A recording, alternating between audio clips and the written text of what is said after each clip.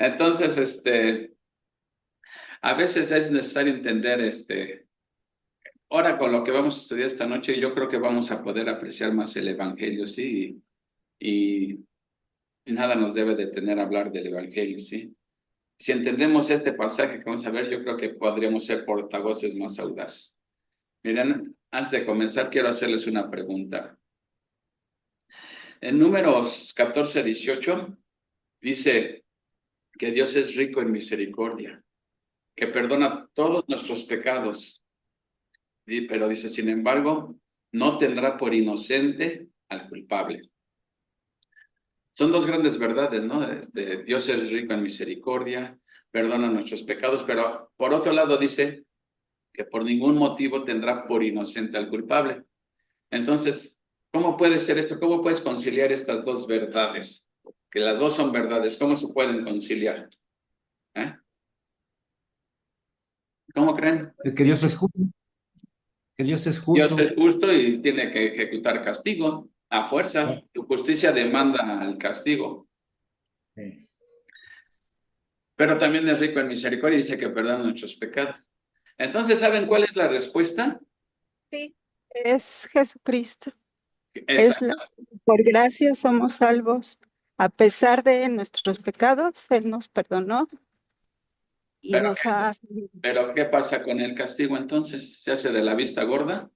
No, No, porque Miren, Él... los quiero poner a sufrir. La respuesta es Isaías 53. Esa es la respuesta a cincuenta. este, sí, sí, sí. a este dilema, ¿sí? Y Él murió por nuestros pecados. cuando entendemos esta profecía que se escribió como 700 años antes de suceder, ¿sí? Realmente es una profecía sorprendente por tanta exactitud como vamos a ver esta noche, ¿no? Entonces, ¿qué les parece si ya comenzamos porque no llegan los demás? Y pues, hermanito, ¿puedes abrir con oración, por favor? Claro que sí. Adelante. Bendito Padre Celestial. Vamos a hablar, hermanos. Bendito Padre Celestial, muchas gracias te damos por todas las bendiciones que nos has brindado durante la semana, Señor. Gracias por permitirnos una vez más estar reunidos esta noche para el estudio de tu palabra. Danos entendimiento, Señor, para saber qué es lo que nos quieres dar, qué nos quieres comunicar, Señor. A Juan Carlos, darle la sabiduría necesaria para explicarnos el tema y que tú sabes, dale, bendícelo, Señor, bendice a mis hermanos, te damos gracias por la vida de cada uno de nosotros, Señor, y que los que no han podido llegar todavía, que apresure sus pasos, Señor, si es tu voluntad, y si no pueden estar en el estudio, bendícelo de todos modos, Señor. Te lo agradecemos, Señor, en el bendito nombre de tu Hijo Jesucristo. Amén.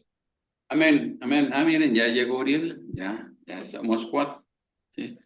Bueno, vamos a comenzar. Realmente esta profecía de Isaías 53 comienza desde el capítulo 52, como nos dijo Prendis hace 8 días, como es como la preparación, ¿no? Realmente ahí es donde comienza en Isaías 52:13, ¿sí? Y esta profecía de Isaías 53, se dice que después del siglo XI, ya hasta ni la leían en las sinagogas esta profecía, porque les costaba trabajo pensar que esta profecía estuviera hablando del Mesías, el que iba a venir a liberarlos, o sea, no podían concebir que esto fuera así y mejor la omitían, te brincaban ese capítulo, no lo leían en las sinagogas, ¿sí? Y pero ¿cómo sabemos que la profecía está hablando de Jesús? Así si alguien te dijera, bueno, porque hay algunos que dicen que no está hablando de Jesús, que está hablando del pueblo de Israel, ¿sí? ¿Cómo podrías tú debatirle a alguien que te diga, no, pues, ¿cómo? Demuéstrame con la Biblia que está hablando de Jesús, que es más que evidente, obviamente. Pero ¿saben dónde está la respuesta? En el libro de los Hechos, del 30 al 35. ¿Qué pasa ahí? ¿Recuerdan el eunuco etíope? que vino a adorar a Jerusalén, y cuando ya iba de regreso para su pueblo, el Espíritu le dijo a Felipe, acércate a ese carruaje, ¿sí? Y Felipe ve y se acerca y resulta que el etíope va leyendo al profeta Isaías, ¿sí? Y va leyendo una porción de Isaías y luego el etíope le pregunta a Felipe, ¿de quién habla esto? ¿De el que está escribiendo, del profeta o de algún otro? Y dice claramente, y a partir de ese punto le explicó el evangelio de Jesucristo. O sea, queda claro que esa profecía está hablando de Jesucristo.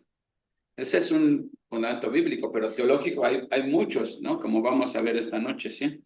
Ahora vamos a ver que esta profecía comienza con exaltación, luego humillación y luego otra vez exaltación. Así que vamos a ver fíjense, el 12:13 dice, he aquí que mi siervo será prosperado, será engrandecido y exaltado y será puesto muy en alto. De entrada Dios está diciendo el triunfo del Mesías, ¿sí? Lo dice claramente, he aquí que mi siervo será prosperado, será engrandecido y exaltado y será puesto muy en alto, ¿sí? Esta de muy en alto no tiene nada que ver con la crucifixión ni nada. Muy en alto quiere decir que a la diestra del Padre, totalmente entronizado, ¿sí? Entonces, aquí, ¿quién es el que está hablando en este versículo? He aquí que mi siervo será prosperado, será engrandecido y será exaltado y será puesto muy en alto. Evidentemente que es el Padre el que está hablando ahí. Si se fijan, a veces el profeta habla en la primera persona del singular, luego utiliza la primera persona del plural, a veces usa la tercera persona, ¿sí? Así es el idioma profético, ¿sí? Entonces, esta misión que va a resultar a todo dar, ¿sí? Lo único que está haciendo Jesús es haciendo la voluntad del Padre, ¿sí? Porque dice que Jesús cumplirá el propósito de la misión al actuar siempre diligentemente. Ahora, en el versículo 14 y 15 es lo que les digo, que cómo comienza con la humillación, fíjense. Aquí hay que utilizar varias versiones para poder entender, ¿eh? Dice en el 14, así como se asombraron de ti muchos, de tal manera fue desfigurado de los hombres su parecer y su hermosura, más que la de los hijos de los hombres. En la NTV dice, pero muchos quedaron asombrados cuando lo vieron. Tenía el rostro tan desfigurado que apenas parecía un ser humano, y por su aspecto no se veía como un hombre. Es increíble la manera como quedó el rostro de Jesucristo, ¿sí? Que realmente todos se asombraron. Miren, tengo aquí algo para compartirles para irnos más o menos dando cuenta de, a ver si les llega la, todavía no les llega, sí. Miren, más o menos así, No, ahí les llega la imagen. sí, Bueno, sí, aquí lo que está diciendo es sí. que muchos quedaron asombrados cuando lo vieron. Tenía el rostro tan desfigurado, ¿sí? Que apenas parecía un ser humano. Y por su aspecto no se veía como si fuera un hombre. O sea, y yo creo que esta imagen nos quedamos cortos, la verdad, ¿eh? Nos quedamos, Sí. ¿sí? Es increíble cómo quedó nuestro Señor Jesucristo. Eso es lo que está hablando de la humillación, pero recuerden, la humillación de Jesús no solamente la crucifixión, la humillación comienza desde que se despojó de su gloria, ¿sí? Se encarnó, el hecho de que nació en un establo, en Belén, que vivió en Galilea, donde decían que de Galilea no podía salir nada bueno. Entonces, esa es la humillación. Por eso les digo, en el capítulo 52, Isaías está haciendo nada más como un compendio, porque ya en el 53 va a dar ya más detalles, ¿sí? Entonces, como quedó Jesucristo así golpeado, sangrando, escupido, etcétera, ¿sí? Las espinas en la cabeza, ¿sí? Eso causó mucho asombro entre la gente, ¿sí? Parece ni siquiera un ser humano, pero ahora en el siguiente versículo, Dios lo va a exaltar. Dice, así como la gente se asombró, que quedaron así asombrados, aquí vean lo que dice 14, dice, y él así asombrará él a muchas naciones. Los reyes cerrarán ante él la boca porque verán lo que nunca les fue contando y entenderán lo que jamás había oído. Esta es la exaltación. Vean cómo va de la humillación a la exaltación. Y ahorita va a entrar en los detalles, pero estos versículos del capítulo 52 es como un compendio. Dios anuncia el triunfo de antemano, ¿sí? Pero antes de ese triunfo va a haber humillación, antes de la exaltación. Y esos 3 versículos nos hablan de eso, ¿sí? Aquí dice, en la NTV dice, y él alarmará a muchas naciones, los reyes quedarán mudos ante él, verán lo que no se les había contado, entenderán lo que no habían oído hablar, ¿sí? Entonces, de la misma manera que causó asombro su desfiguro, ¿sí? El rostro desfigurado, así quedarán asombrados cuando él regrese en su gloria, ¿sí? Amén, amén. Van a quedar así, calladitos, mudos, ¿sí? Ahora, aquí lo que dice aquí, en la Reina Valera, que dice que él asombrará, ¿sí? ¿Qué leyeron respecto a eso que asombrará? Porque hay otra interpretación, y creo que se apega más al texto hebreo. Dice que él rociará, ¿sí? Él rociará. Parte de su exaltación es que dice, él va a rociar a todas las naciones, pero ¿qué querrá decir esto de que él rociará? ¿Sí? Porque, ¿te acuerdan cuando el sumo sacerdote llegaba al propiciatorio, ¿qué hacía? Regaba la sangre encima del... Arriba. Sí. Bueno, aquí lo que está diciendo es que nuestro gran sumo sacerdote va a rociar su propia sangre sobre las naciones.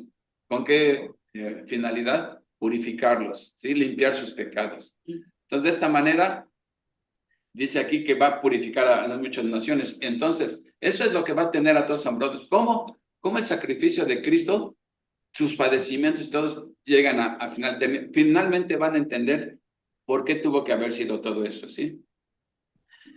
Entonces, Pedro dice en su primera carta que los sufrimientos de Cristo y la gloria que habría de seguir. Pero en este capítulo 53 se da con lujo de detalle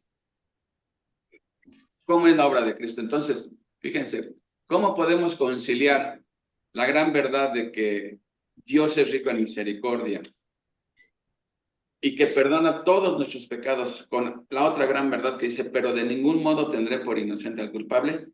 Esto es lo que va a pasar. O sea, la respuesta está en Isaías 53. Y el primer punto que nos vamos a ver en los 3 primeros versículos es la persona del siervo. Fíjate, dice, ya en el 53:1 dice, ¿quién ha creído a nuestro anuncio? ¿Y sobre quién se ha manifestado el brazo de Jehová, su salvación? En la NTV dice, ¿quién ha creído nuestro mensaje? ¿A quién ha revelado el Señor su brazo poderoso? ¿Qué está diciendo desde ahí? El pueblo judío, ¿sí? Lo iba a rechazar, no iban a creer, ¿sí? Isaías está prediciendo, ¿sí? Con asombro la incredulidad de los judíos. Ese Mesías que tanto esperaban y todo, ¿sí? Isaías lo está anunciando, pero también está prediciendo una cosa, que el pueblo judío iba a padecer incredulidad, ¿sí? Fíjense, y no solamente a Isaías, o sea, realmente cómo les fue a los profetas. ¿La gente creía en ellos? No. No. Todo lo que decían acerca del Mesías ponían en duda, lo cuestionaban. Es más, les molestaba, ¿sí? Miren, ¿cómo le fue a los apóstoles también?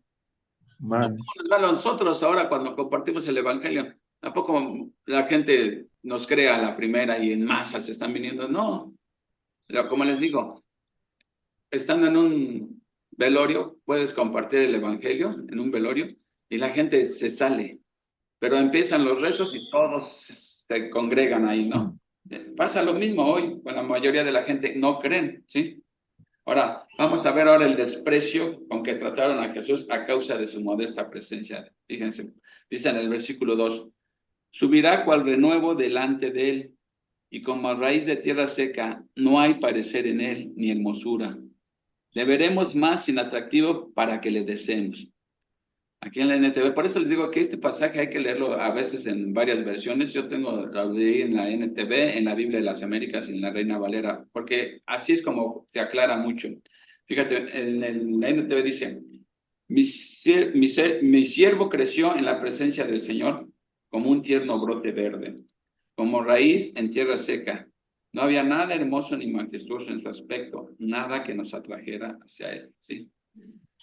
Así la NBI también dice, a los ojos de Dios era como un tierno retoño que brota de una raíz tierra seca y estéril. Mire, parte de la humillación es que nació como nace cualquier niño, indefenso totalmente, ¿sí? Dependiente del cuidado de los mayores. Así nació el creador del universo, el rey de reyes, así nació como naciste tú, como cualquier chamaquito normal, ¿sí? Sujeto a los cuidados de los mayores, ¿sí? Eso es parte de su humillación. Ellos esperaban, y luego, siendo descendiente de David, ellos esperaban otra cosa, su llegada al mundo fuera algo majestuoso, ¿sí? Pero dice que nació como un tierno retoño, ¿sí? En tierra árida, en tierra árida. ¿A qué se refiere eso de la tierra árida? Se refiere a que van a ser en unas circunstancias de total incredulidad. Mira, es difícil que un brote, un retoño, nazca en tierra árida, ¿sí? Bueno, así fue el nacimiento de Cristo, ¿sí? Vino a tierra árida, que es una manera simbólica o figurada de decir a un Israel incrédulo. Así, bajo esas circunstancias, nació Jesucristo, ¿sí? Y esto de ninguna manera concordaba con las expectativas que tenía el pueblo judío. Ellos esperaban algo grandioso, majestuoso, un guerrero o un político. Eso era lo que esperaban. Ese es el concepto que ellos tenían de su libertador, ¿sí? Que fuera de la alta sociedad. Pero en vez de ser de la alta sociedad, nació en un pesebre. Nació en una aldea pequeña. Nació en una familia sumamente pobre, ¿sí? Que carecía de todo, ¿sí? Y luego, encima de todo esto, ¿en dónde creció Jesús? Galilea, En Galilea. Nazaret. Y el dicho era, de Galilea puede salir algo bueno, ¿sí? Eso, eso Entonces, era lo que decían. exactamente. Entonces, como que todas esas circunstancias, y aunado a la incredulidad, era como decir que nació un retoño en tierra árida, ¿sí? Ellos esperaban que fuera de gran porte, así de una apariencia tremenda. Pero, fíjate, la importancia que hay para la gente acerca del porte. Hay mucha gente que seguía nada más por la apariencia, ¿sí? Y eso era lo que estaba haciendo el pueblo judío, nada más juzgando por la apariencia, por las circunstancias. Nunca pudieron ver la hermosura de su santidad, o sea, físicamente no había ni hermosura, ni nada que pudiera atraer la mirada hacia ellos. Eso es parte de su humillación, ¿sí? Ni siquiera gozaban ni siquiera de la simpatía de la gente, ¿sí? No era de renombre ni nada. La gente como que lo evitaba, ¿sí? Vamos a ver el siguiente versículo. Dice, despreciado y desechado entre los hombres, varón de dolores, experimentado en quebranto, y como que escondimos de él el rostro, fue menospreciado y no lo estimamos. La otra versión dice, fue despreciado y rechazado, hombre de dolores, conocedor del dolor más profundo. Nosotros le dimos la espalda y desviamos la mirada. Fue despreciado y no nos importó. Vean los dos calificativos que está utilizando Isaías. Despreciado significa como tener en poco. Y luego desechado. Dos calificativos que está utilizando aquí Isaías. Despreciado y desechado. Eso es parte de la humillación, ¿sí?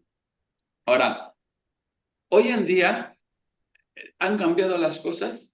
A la fecha, 2025, Jesús sigue siendo despreciado y desechado, ¿sí? Simplemente en tiempo de Navidad, que se supone que llegó el Salvador, y la gente piensa más en los regalos, en Santa Claus, en la cena, aguinaldos, etcétera.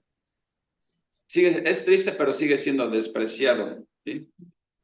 Entonces, ellos buscaban hermosura física, posición social, ¿sí?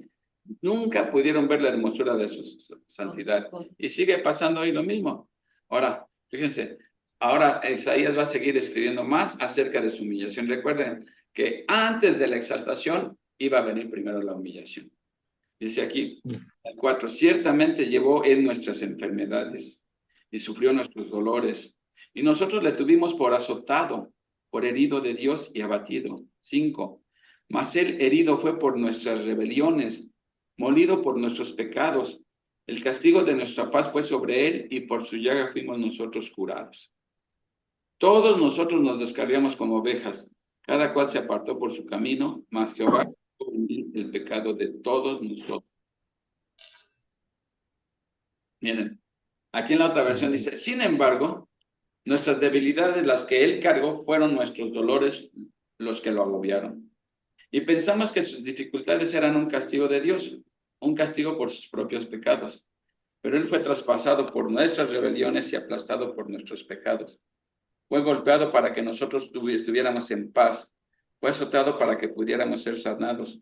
Todos nosotros nos hemos extraviado como ovejas. Hemos dejado los caminos de Dios para seguir los nuestros. Sin embargo, el Señor puso sobre él los pecados de todos nosotros. Primera observación. Ven que ya cambió ahora el artículo, ya no está hablando ni en tercera persona ni en primera persona. Ahora está usando la primera persona del plural, nosotros.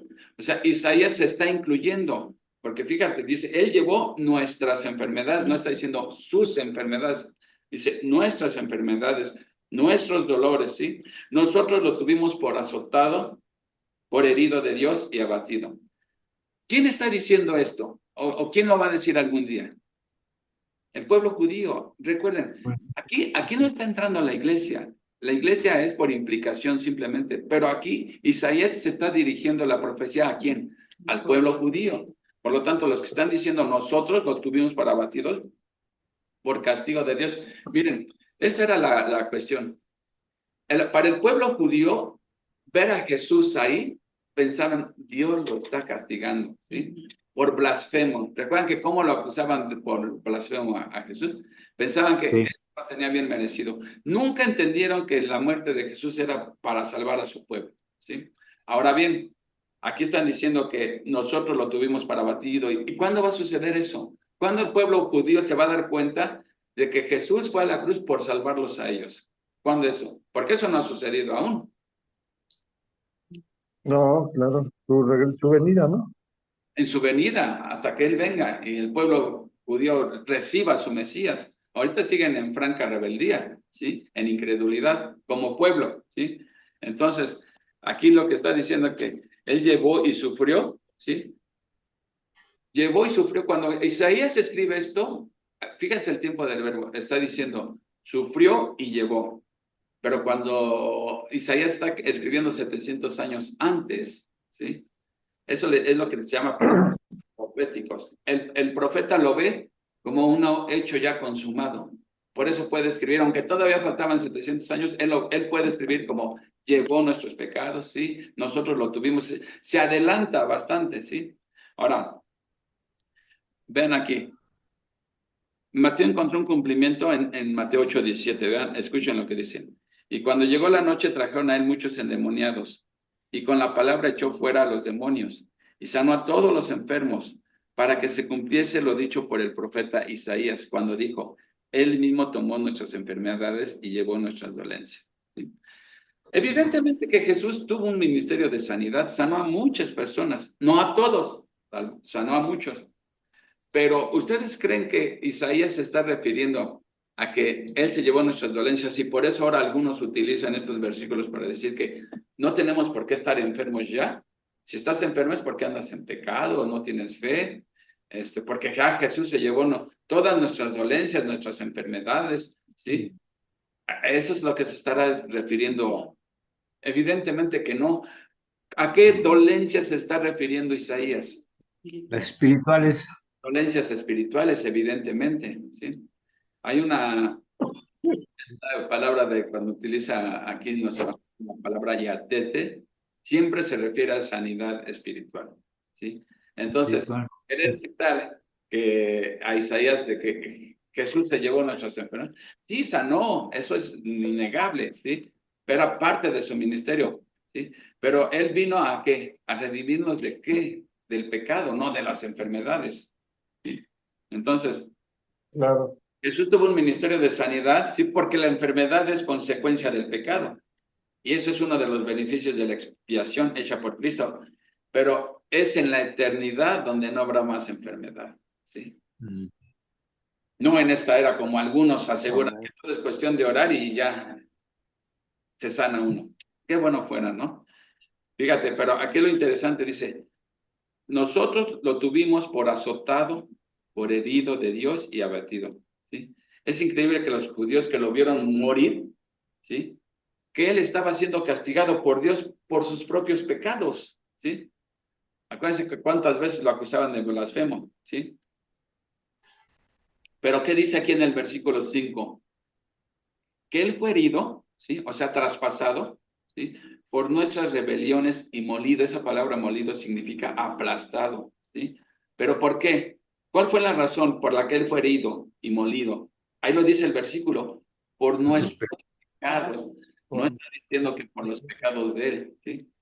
Ellos pensaban que Dios lo estaba castigando por sus propios pecados, pero la escritura es clara, ¿sí? Eso es la consecuencia de ignorar, como dijo Jesús, erráis ignorando las escrituras. La escritura decía que estaba muriendo. Eso era lo que ellos tenían que haber entendido, que estaba muriendo por sus pecados, pecados del mismo, ¿sí?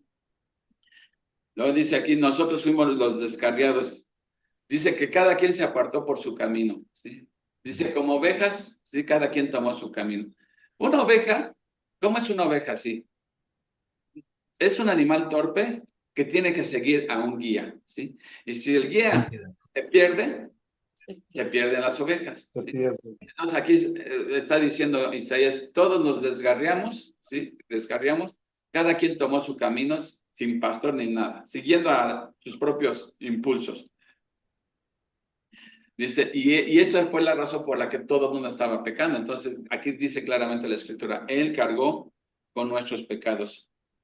Ahora vamos a ver, uno podría pensar, bueno, ¿y por qué no se defendió Jesús? Aquí dicen en el versículo 7, angustiado él y afligido, no abrió su boca. Como cordero fue llevado al matadero y como oveja delante de sus trasquiladores, enmudeció y no abrió su boca. Por cárcel y por juicio fue quitado, y su generación, ¿quién la contará? Porque fue cortado de la tierra de los vivientes, y por la rebelión de mi pueblo fue herido. Esa fue hasta ahí, esa porción fue lo que leyó el eunuco. Cuando le salió el encuentro Felipe, leyó del versículo 7 al 7 y 8, y por la rebelión. Esa es la porción que leyó, ¿sí? Y y Felipe le dice que está hablando de Jesús, ¿sí?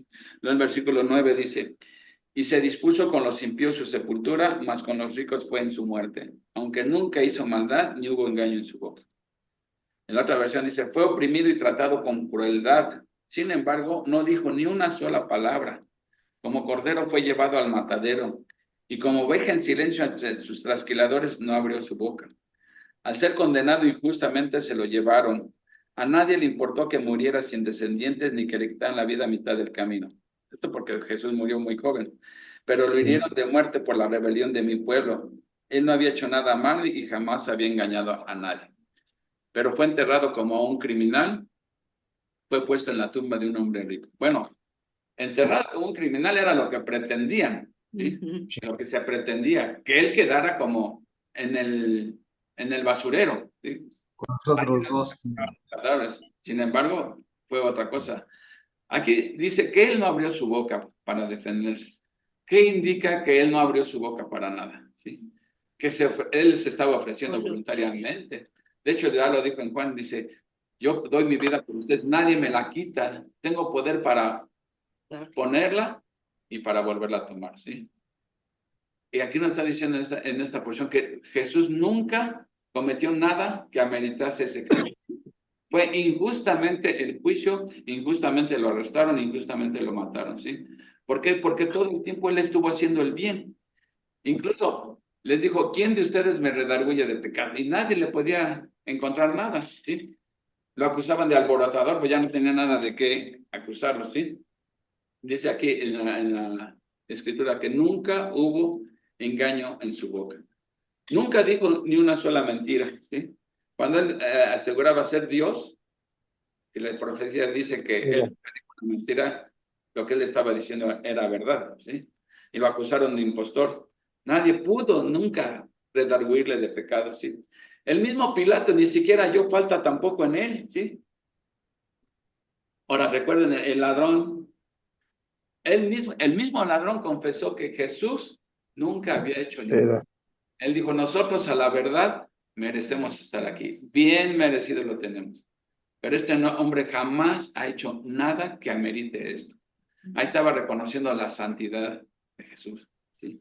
Ese acto de fe fue lo que le salvó realmente, ¿sí? En el último momento de su vida, un acto de fe, ¿sí? Porque después se vuelve a él y le pide lo que todo mundo debería de pedirle. Acuérdate de mí cuando estés en tu reino, ¿sí? Y Jesús le dijo, de cierto te digo que hoy estarás conmigo en el paraíso, ¿sí? El mismo centurión de los que estaban ahí en el momento de la crucifixión, ¿sí? Él dijo que no solamente era justo, sino dijo en verdad que es el Hijo de Dios, ¿sí?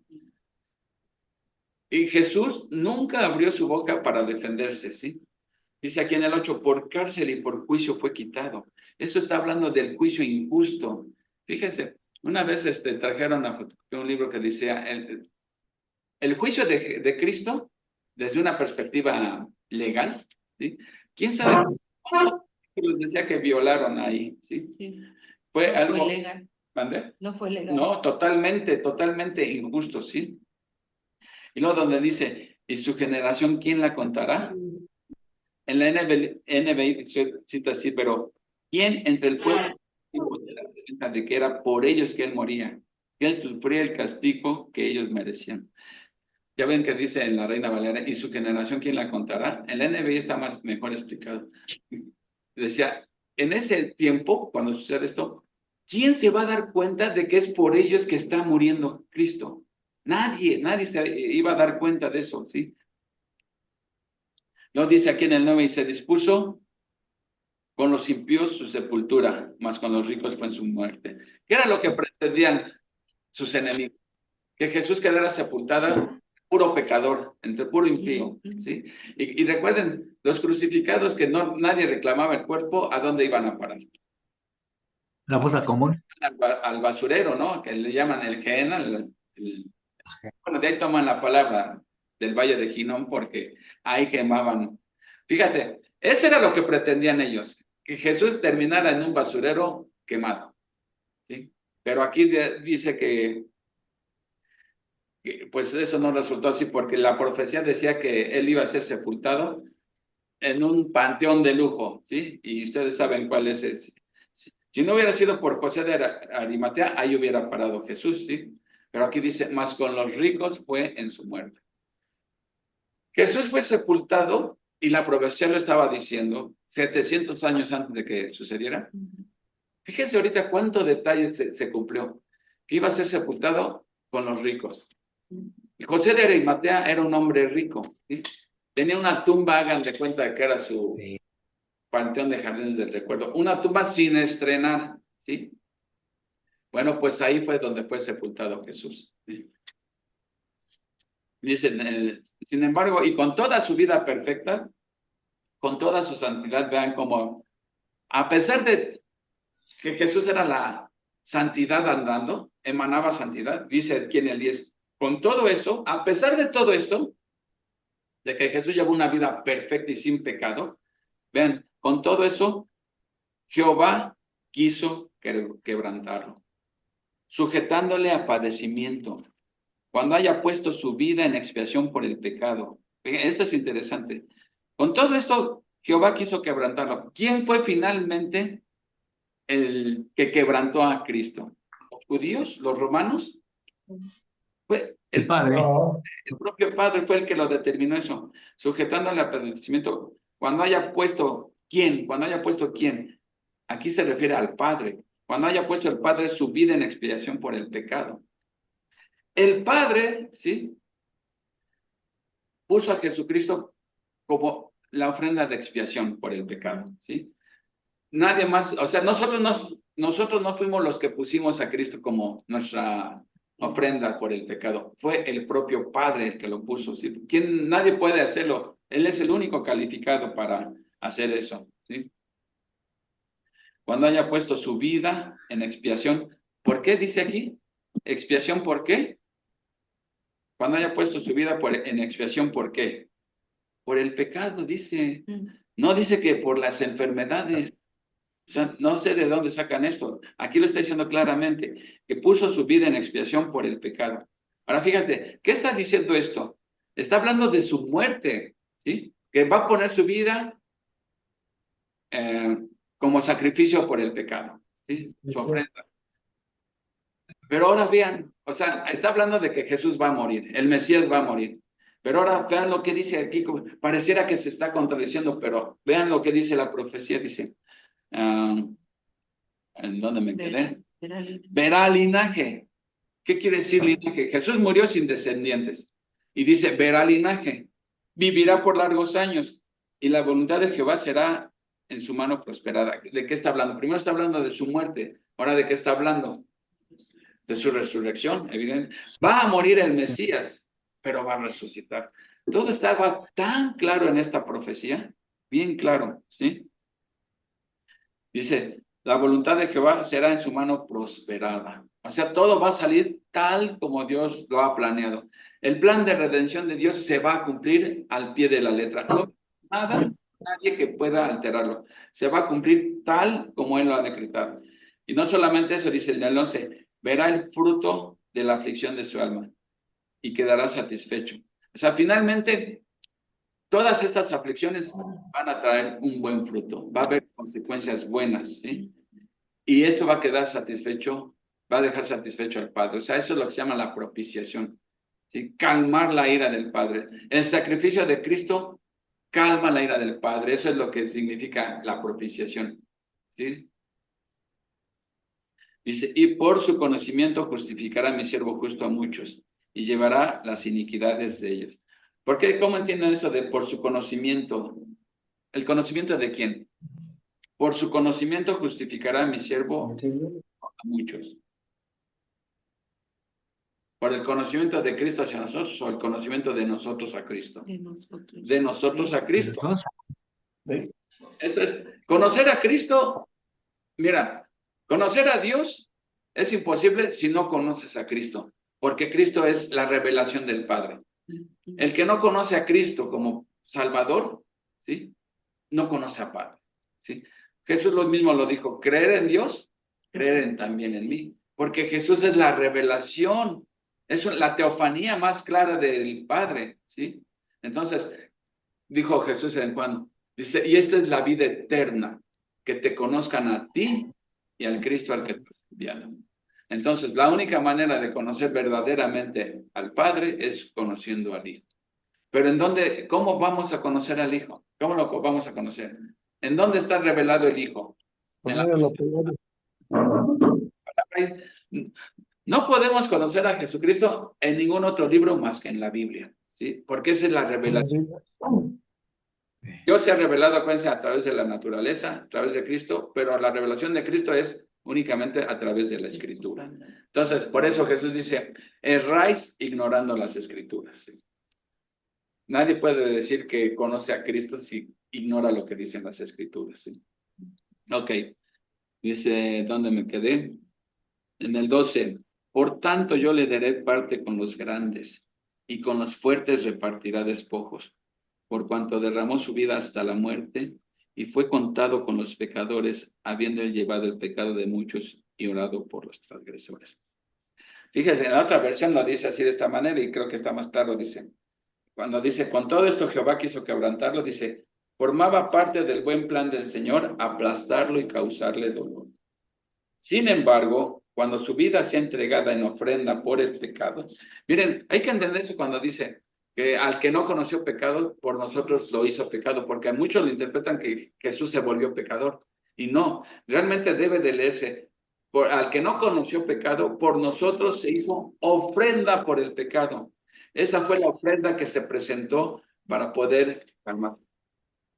Por eso dice que el castigo de nuestra paz la llevó él. O sea, para que pudiéramos nosotros gozar de la paz con Dios, Jesús sufrió el castigo.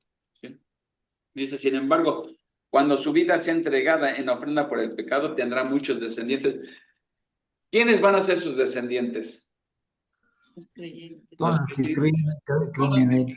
Cristo verá su descendencia, por eso dice, verá linaje, verá descendencia, porque cada cristiano que ha puesto su fe es su, por así decirlo, su descendencia, ¿sí? O heredero. Disfrutará de una larga vida, ¿sí? Ahí está hablando de su resurrección y vida eterna. Si Jesús, fíjense, si Jesús va a morir, a resucitar, a tener descendencia, y dice aquí, disfrutará de una larga vida. ¿Qué quiere decir? Vida eterna. Ok, ¿qué implicación tiene para nosotros? Si Jesús va a tener, bueno, tiene vida eterna y nosotros estamos en Cristo, entonces, ¿qué esperamos para nosotros? Vida eterna. Vida eterna. Porque de tal manera amó Dios al mundo que ha dado a su Hijo para que todo aquel que en él cree no se pierda, más tenga vida, ¿qué? Eterna.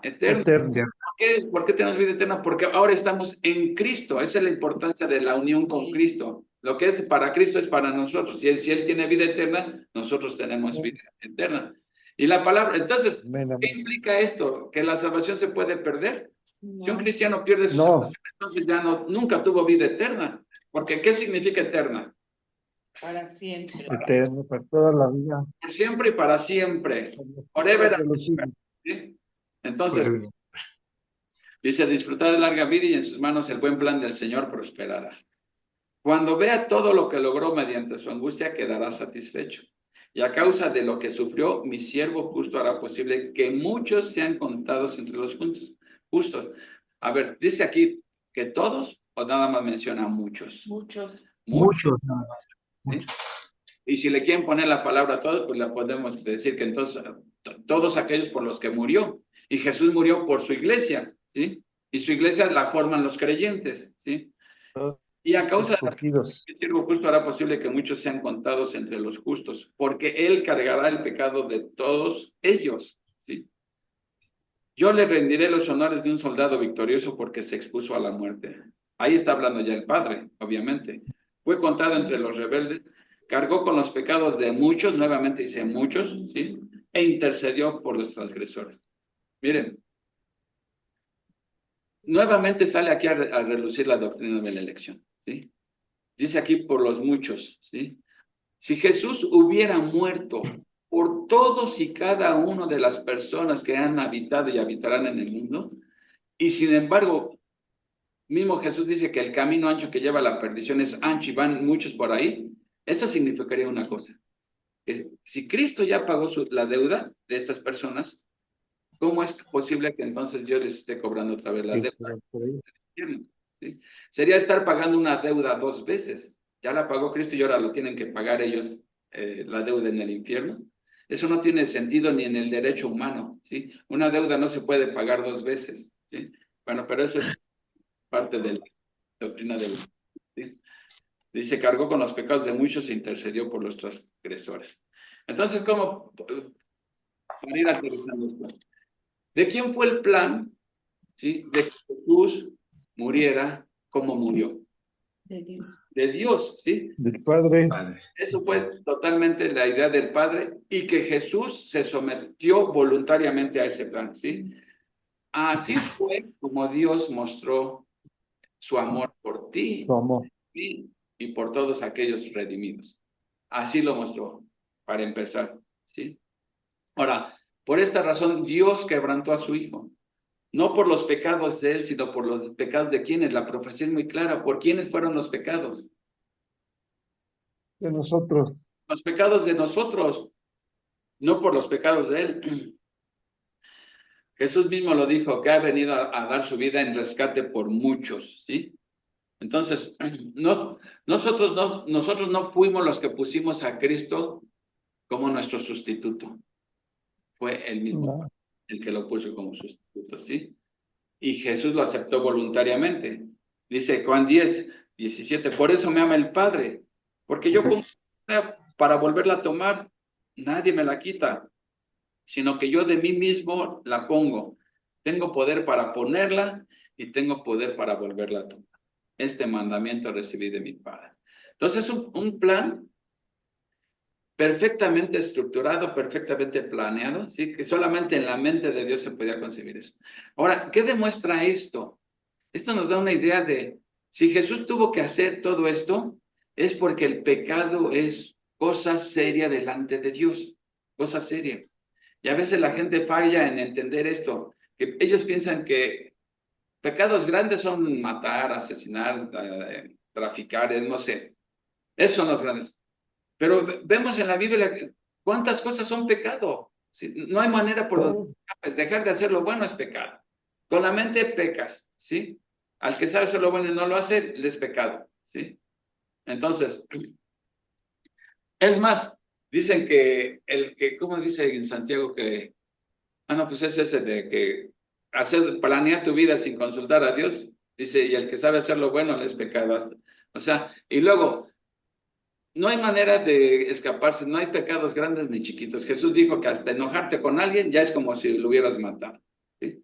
Entonces, eso es lo que no entiende. Entonces, ¿esto qué demuestra? Que si Jesús tuvo que hacer esto, es porque el pecado es cosa seria, ¿sí? Tiene que ser tratado de la única manera que se puede tratar. Que alguien perfecto haya puesto su vida por ti y haya pagado tu deuda.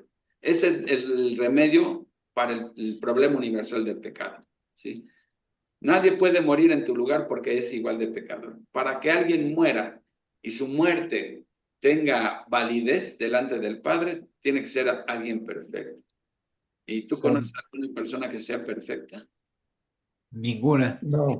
Por cuanto todos pecaron y están destituidos. Por muy bondadosa que parezca la persona, quizá a los ojos de los hombres, para los ojos de Dios, Dios ve el corazón y hay pecado, ¿sí? Todos hemos mentido alguna vez, ¿sí? No necesitamos indagar mucho para ver que somos pecadores. Eso es lo que tiene uno por donde que empezar. Reconocer que soy pecador, ¿sí? Y ese es el evangelio, o sea, lo que te dice el evangelio, ¿sí? Las buenas noticias empiezan con malas, de que eres pecador, ¿sí? Pero el orgullo humano no le gusta que le digan que es pecador y que está condenado al infierno. Pero eso es lo primero que tiene uno que aceptar, que es uno pecador, ¿sí? Segundo, que no puedes salvarte por ti misma. A lo mejor puedes decir, bueno, sí soy pecador, pero por eso me estoy portando bien, ¿sí? Para tratar de compensar mis pecados. O sea, hago cosas malas, pero también hago cosas buenas. ¿Y quién te ha dicho que la solución al pecado es que hagas buenas obras? ¿Sí? La paga del pecado, lo que merece el pecado es la muerte, punto. Y no es por obras para que nadie se gloríe, ¿sí? Y con una sola vez que hayas pecado, es como si no hubieras cumplido nada.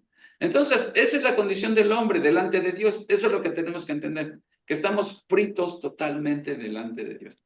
Pero aquí es donde entra el Evangelio, la buena noticia. Pero fíjense cómo el Evangelio comienza con malas, ¿sí? Ese es el lado que no nos gusta a nosotros decirle a la gente, el lado de ese de la moneda. Nada más queremos presentar el puro amor de Dios.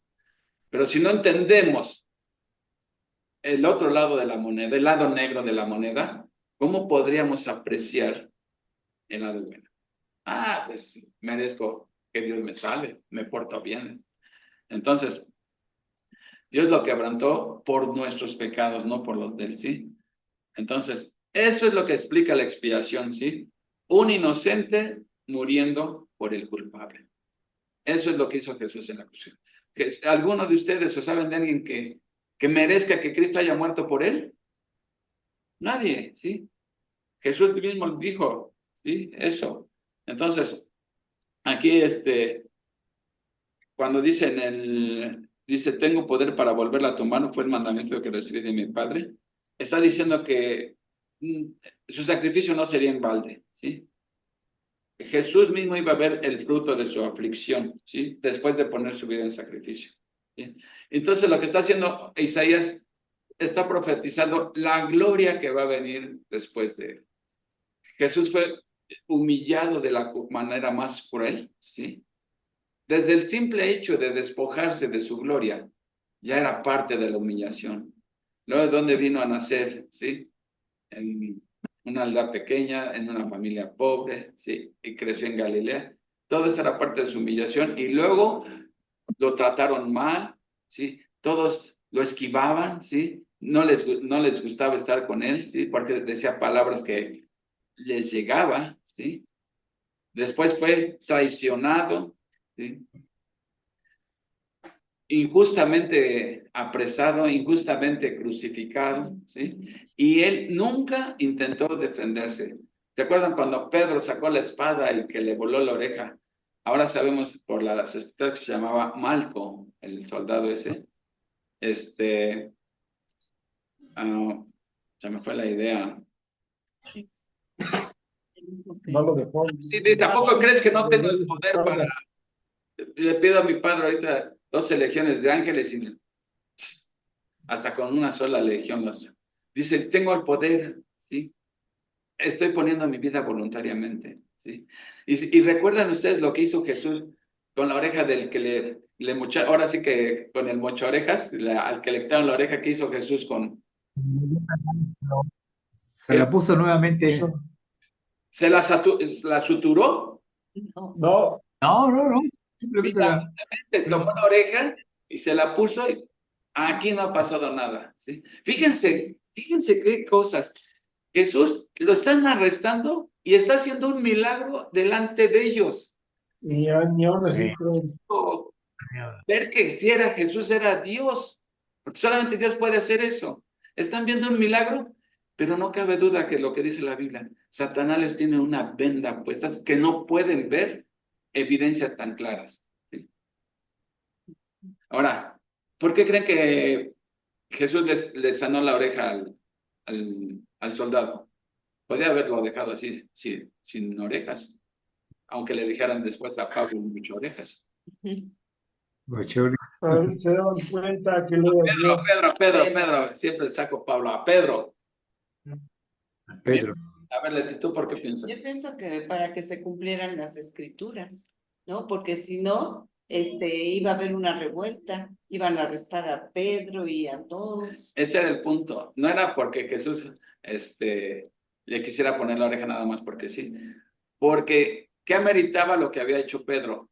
Que también fuera Cárcel. por haber atacado a un soldado romano, también se iba a ir a la cruz, ¿sí? Entonces, ¿quién podía acusar a Pedro si estaba la oreja pegada? ¿Sí? Porque Jesús estaba protegiendo a Pedro, ¿sí? Porque si no, también hubiera terminado igual. Y Jesús tenía un plan para Pedro, ¿sí? Bueno, entonces, cuando dice después de su crucifixión y de su resurrección, como lo está narrando, fíjense todas las cosas que nos está narrando Isaías, ¿sí? En dónde iban a ser, las condiciones en las que iban a ser el Mesías, ¿sí? Cómo iba a ser su vida, ¿sí? Cómo iba a ser maltratado, escupido, golpeado. Finalmente iba a terminar en la cruz, ¿sí? Iba a morir, ¿sí? Y la gente iba a pensar que bien merecido lo tenía. Pero después dice, pero él va a resucitar, ¿sí? Verá descendencia, verá linaje, ¿sí? Verá el fruto de su aflicción. Está hablando ya de su resurrección. Y finalmente su total exaltación, como dice, así empieza el primer versículo que vimos, ¿sí? Mi siervo verá, será enaltecido, ¿sí? Será puesto en alto. Entonces, cuando dice resucitará y vivirá por largos días, quiere decir vida eterna, ¿sí? Aquel que murió en la cruz está vivo y tiene vida eterna. Y si tú estás en Cristo, tienes vida eterna, ¿sí? Amén. Luego dice, por el conocimiento de muchos, ¿sí? ¿Sí? Por su conocimiento justificará mucho. Esto únicamente explica que es el conocimiento de Cristo, lo único que puede llevarte a la vida eterna, ¿sí? Y ahí dice, El conocimiento y la aceptación como su Salvador. bueno, conocer a Cristo estamos diciendo, no conocerlo intelectualmente, no conocer de Cristo, sino conocer a Cristo como tu único Salvador. Ese es el conocer a Cristo con un conocimiento pleno. Porque no es el conocimiento, no se refiere a que, sí, yo sé quién fue Jesús, era carpintero, nació en Belén, lo crucificaron. Eso cualquiera lo sabe, ¿no? Dice que hasta los demonios lo saben y tiemblan. Es el verbo que usan es, si no mal recuerdo, epignosis, que quiere decir conocimiento pleno y total. En otras palabras, es el conocimiento como tu único y suficiente Salvador, ¿sí? Por eso siempre he dicho que muchas personas creen que creen en Cristo, pero más bien conocen acerca de Cristo, hechos intelectuales, hechos históricos, sí, pero eso no salva a nadie. Recuerden, ¿se acuerdan de los ingredientes de la fe? ¿Cómo eran? A ver, los ingredientes de la fe bíblica Conocimiento, son las tres Cs: conocimiento, creer, creencia, de ahí, empieza con y termina confianza. confianza. Confianza, conocimiento. Primero tienes los conocimientos. No puedes creer algo de lo que no tienes conocimiento. Entonces, tienes que tener es necesario el conocimiento, ¿sí? Después, creerlo, ¿sí? Darlo por cierto, pero finalmente hasta ahí no ha pasado nada contigo. Sigues rumbo al infierno. Es hasta que pones tu confianza plena, total, 100% en su sacrificio. No puedes decir que confías en Cristo 99% y un 1% en alguna obra meritoria que tú hayas hecho. No, porque muchas veces hasta la gente piensa que su mérito es haber puesto la fe, pero no se ponen a las escrituras que aún la fe es un regalo de Dios. Dios te regala, te da vida para que puedas tener fe, lo dice en Efesios, ¿sí? Porque ningún muerto puede poner su confianza en Cristo, dado que está muerto espiritualmente. Dios tiene que tomar la iniciativa de darte vida, como lo dice en Efesios 2. Él les dio vida a vosotros cuando estabais muertos en vuestros delitos y pecados. Y solamente alguien que está ya vivo espiritualmente puede poner su fe en Jesucristo. Esto explica por qué hay gente que les puedes explicar el evangelio tantas veces y con manzanitas o naranjitas, lo que sea, y tienen todavía la venda. Porque Dios tiene que darle vida primero, despertar ese corazón muerto que está ahí. Eso por un lado. Por el otro lado, Satanás se encarga de ponerle una luz, una venda en los ojos para que no les resplandezca la luz del evangelio. Y tercera razón, porque el propio pecador ama su pecado, ama más su pecado que venir a la luz, ¿sí? Porque ama más su pecado, ama más las tinieblas que la luz. Ok, ¿sí? Y fíjese, otra cosa que dice ahí, dice que él habiendo llevado el pecado de muchos, dice, y orado por los transgresores, ¿sí? Transgresores. Ahora, donde dice que le dará parte con los grandes, en el último versículo, y repartirá con los fuertes despojos. Antes, cuando alguien conquistaba algo, ¿sí? Tenía parte a recibir parte del botín, ¿no? Aquí dice que el botín, ¿saben quién es el botín? Con la acción, la victoria de Cristo, el botín, son todos los, ¿sí? Los creyentes. Dios le da, todo el botín se lo da a Cristo, ¿sí? Ese es el botín, ¿sí? Por lo consiguiente, a los que creemos en él. ¿Perdón? Y por lo consiguiente, a los que creemos en él. Exactamente, somos parte del botín y estamos dados a Cristo. Dicen, cada cristiano es un regalo del Padre para el Hijo, ¿sí? Por eso dice, nadie viene a mí si el Padre que me envió no lo trajere, ¿sí? Entonces, y luego dice que oró, ya finalmente la profecía termina cuando dice que oró por los transgresores. Fíjense, eso todavía nos deja con el ojo cuadrado. Todavía Jesús está orando por aquellos que le estaban haciendo todo eso, que le dice, Padre, perdónalos porque no saben lo que hacen. Todavía está haciendo su oficio de intercesor del sumo sacerdote. Por eso es el sumo sacerdote, eso sí, que comenzó la intercesión en la cruz y hasta el día de hoy continúa intercediendo, ¿sí? Entonces, aquí lo importante es, ya tenemos el conocimiento de la profecía todo hacia grandes rasgos, porque, híjole, hay tanto que exprimirle aquí, pero mi pregunta es, ¿de qué manera te impacta a ti el conocer todo esto? O sea, uno no puede leer esto y quedar como si nada, como si nada. De alguna manera nos impacta, caray, tan grande es mi pecado que Dios tuvo que pagar mi deuda, ¿sí? ¿Y de qué manera, sí? Entonces uno debe preguntarse, bueno, ya la obra ya está realizada, pero ¿qué está haciendo, o bueno, la gente qué está haciendo en respuesta a esta maravillosa gracia? ¿Sí? ¿Qué está haciendo la gente? Lo estoy ignorando.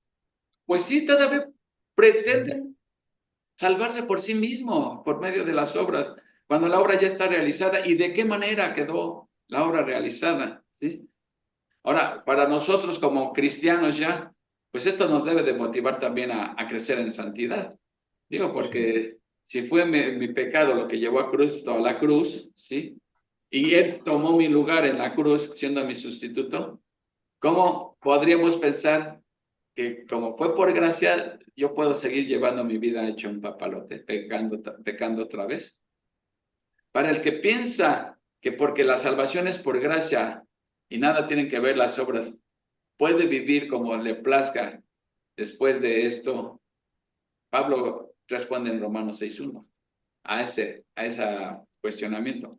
¿Perseveraremos en el pecado para que la gracia abunde? Genuito. Genuito, sí. Genuito. O sea, porque como dice antes, cuando el pecado abunda, la gracia sobreabunda. Pero los enemigos de Pablo decían, tú estás enseñando que cuando el pecado es muy grandote, es más grande la gracia. Pues entonces, para que Dios pueda mostrar más y más gracia, pues sigamos pecando, para que Dios tenga la oportunidad de mostrar más gracia. Dice Pablo, no podemos perseverar en el pecado, ¿por qué? De ninguna manera, dice, perseveraremos en el pecado para que la gracia abunde, de ninguna manera, porque ya hemos muerto al pecado. O sea, ya no estamos bajo las órdenes del pecado, ahora estamos bajo las órdenes de Cristo. Que tenemos todavía nuestra carne que lucha con nosotros, eso es otra cosa, ¿sí? Pero ya no tenemos por qué seguir pecando, ¿sí? Entonces, a veces hay cristianos que se dicen cristianos, pero nada más de puro nombre, porque tú ves, observas sus vidas y tú dices, pues sigue perseverando en el pecado. O sea, nadie es perfecto, pero sí somos perfectibles. Debemos de ir llevando unas vidas que demuestren cada vez mayor santidad. Y conocer esta profecía nos debe de motivar a cada uno de nosotros a vivir cada día más en santidad, a luchar cada día con más ahínco en contra del pecado, ¿sí? Ahora, cuando uno identifica también que en algo no andamos muy bien, bueno, ¿qué estamos haciendo? ¿Le pedimos ayuda a Dios para que Él nos ayude? Si pedimos la ayuda está disponible, ¿sí? O pensamos cuando estamos pecando, ¿a quién estamos agradando? Esa es la verdad, que buscamos agradarnos a nosotros y no agradar al que murió por nosotros, ¿sí? Entonces, cuando mira, esta profecía la puedes utilizar hasta para evangelizar, porque eso fue lo que hizo Felipe con el etíope, ¿sí? Le dio el evangelio utilizando esta. Entonces, una manera eficaz es mostrar esta profecía, alguien explicársela, para que vea qué tan severo es el pecado delante de Dios. A grado tal que dice, lo que merece tu pecado es la muerte, ¿sí? La paga del pecado, que en realidad dice el salario del pecado, lo que merece el pecado es la muerte, ¿sí? Mas la dádiva de Dios es vida eterna en Cristo Jesús. Y entonces esto explica cómo podemos conciliar lo que vimos en Números, ¿sí? Que dice que Dios es rico en misericordia, que perdona todos nuestros pecados, pero que de ninguna manera tendrá por inocente al culpable. Así, solamente así se pueden conciliar esas dos grandes verdades, entendiendo la profecía de Isaías 53. Porque ahí Dios castigó el pecado de todos, ahí lo castigó. El pecado no se quedó sin sufrir su pena, su condena, ¿sí? El pecado fue juzgado y fue condenado, ¿sí? Pero ¿en quién fue? Ahí Dios muestra su justicia y muestra su misericordia, ¿sí? Por eso Pablo dice en Romanos, solamente así Dios puede justificar al impío y seguir siendo justo. Dios no comprometió su santidad ni su justicia, castigó el pecado, pero eso es lo maravilloso, que lo castigó en su propio Hijo. Sobre él descargó toda su ira, ¿sí? Eso explica por qué Jesús dijo, Elí, Elí, lama sabactani. Dios mío, ¿por qué me has abandonado? ¿Sí? Porque hubo una separación ahí también. La comunión se rompió para que Jesús pudiera pagar con nuestro pecado, ¿sí? Y si alguien que debería que escuche esto, pues la pregunta después de explicarle esta profecía sería decirle, ¿y tú por qué no has ido a la salvación? ¿Qué estás esperando? ¿Sí? Y siempre las respuestas son increíbles. No tienen tiempo, están afanados con las cosas del mundo, etc. O es muy pronto, todavía soy joven y no saben que uno puede morir. Miren, tengo otra cosa para compartirles porque a mí me dejó sorprendida. ¿Cuántas profecías que están aquí, que menciona Isaías, se cumplieron? Miren, dice aquí un cuadrito sinóptico. A ver, déjenme ver. No, aquí está.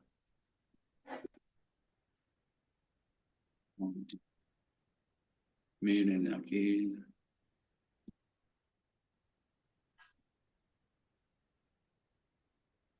Isaías 50, Espera, 66. mira, Precioso. ahí les llega la imagen. Sí. Fíjate, Sí. puse una que estaba, la primera no es de Isaías 53, pero como estaba muy cerca, porque todas las profecías de Isaías son acerca del Mesías y todas se cumplieron. Pero vea esa que vi en 50:66. Dice Jesús, les ofrecí la espalda a quienes me golpeaban y las mejillas a quienes me tiraban de la barba. No escondí el rostro de las burlas ni de los escupitazos. Escupitacos pusieron. ¿Dónde se cumple esta profecía? Dice, entonces le escupieron en el rostro y le dieron de puñetazos y otros lo abofetearon. Lo que Isaías dijo 700 años antes, miren cómo sí se cumplió tal como dice la profecía. Isaías 53:1 dice, ¿quién ha creído a nuestro mensaje? ¿A quién ha revelado el Señor su brazo poderoso? Eso fue lo que profetizó Isaías, la incredulidad del pueblo. Y dice aquí en Juan 12, 37, 38, pero a pesar de que había hecho tantas señales, delante de ellos no creían en él, para que se cumpliese la palabra del profeta Isaías que dijo, Señor, híjole, aquí me tapé esta cosa, no me deja ver, pero ustedes sí lo leen. ¿Quién ha creído a nuestro? Exactamente. Sí. El versículo 1 de Isaías, aquí está. ¿Quién ha creído? Sí. Dice, tal como... Señor, ¿quién ha creído a nuestro anuncio? ¿Y a quién se ha revelado el brazo del Señor? Luego, Isaías dice que iba a ser despreciado y rechazado, ¿sí? Dice, despreciado y desechado entre los hombres, varón de dolores, experimentado en quebranto, y como que escondimos de él el rostro, fue menospreciado y no lo estimamos. Despreciado y desechado. En Juan 1:11 dice, a lo suyo vino y los suyos ¿qué hicieron? Los suyos no le recibieron. Fíjense qué interesante. ¿Ustedes entienden por qué a lo suyo vino está en singular y los suyos está en plural? A los suyos son los Sí. A su ministerio, ¿no? Está hablando de su ministerio. Y los suyos no le recibieron. Cuando dice lo suyo, ¿a qué se está refiriendo? ¿Al pueblo judío? Entonces hubiera puesto a los suyos. A lo suyo vino, quiere decir, vino a su creación, a su mundo, al que él hizo ese mundo. Y los judíos no le recibieron. Hagan de cuenta, paráfrasis. Vino al mundo que él hizo y su pueblo no lo recibió. Eso es lo que dice, a lo suyo vino y los suyos no le recibieron. Dice, el Mesías llevaría nuestras enfermedades y dolencias. Isaías 53. Pero vean cuántas cosas se cumplieron. Ciertamente llevó en nuestras enfermedades y sufrió nuestros dolores. Y nosotros le tuvimos por azotado, por herido de Dios y abatido. Mateo 8:18 dice, para que se cumpliese lo dicho por el profeta Isaías. ¿Sí? Cuando dijo, él mismo tomó nuestras enfermedades. ¿Y qué más dice ahí? No lo llevó leen. Nuestras dolencias. Y llevó nuestras dolencias. Nuevamente, lo que está diciendo Isaías se está cumpliendo. Herido por nuestras rebeliones. En Isaías 53:5 dice, mas él herido fue por nuestras rebeliones, molido por nuestros pecados. El castigo de nuestra paz fue sobre él. Eso del castigo de nuestra paz fue lo que costó que nosotros tuviéramos paz. Ese fue el castigo que sufrió Cristo, ¿sí? La muerte fue sobre él y por su llaga fuimos nosotros curados. Primera de Pedro 2:24 dice, quien llevó él mismo nuestros pecados en su cuerpo sobre el madero, para que nosotros, estando muertos a los pecados, vivamos a la justicia, y por cuya herida fuiste sanado. ¿Cómo todo se está correspondiendo? ¿Cuántas profecías? Eso es lo que me sorprende a mí, de que en esta profecía, ¿cuántas profecías contiene? Y que todas se cumplieron. Su sacrificio vicario. Dice, mas el herido fue por nuestras rebeliones, molido por nuestros pecados. Es igual en Isaías 53:5. El castigo de nuestra paz fue sobre él y por su llaga fuimos nosotros curados. Aquí Romanos 5, 6, 8 dice, porque Cristo cuando éramos débiles a su tiempo, murió por los impíos. O sea, ese es el sacrificio vicario, ¿sí? ¿Entienden esto del sacrificio vicario? Quiere decir que uno muere por otro, ¿sí? A su tiempo murió por los impíos, mas Dios muestra su amor para con nosotros en que siendo aún pecadores, Cristo murió por nosotros. Luego Isaías 53, 6 está hablando de que Él cargaría con nuestros pecados. Y todos nosotros nos descarriamos como ovejas, cada cual se apartó por su camino, mas Jehová cargó en Él el pecado de todos nosotros. Eso dice Isaías. Y vean lo que dice Pedro en 2:25.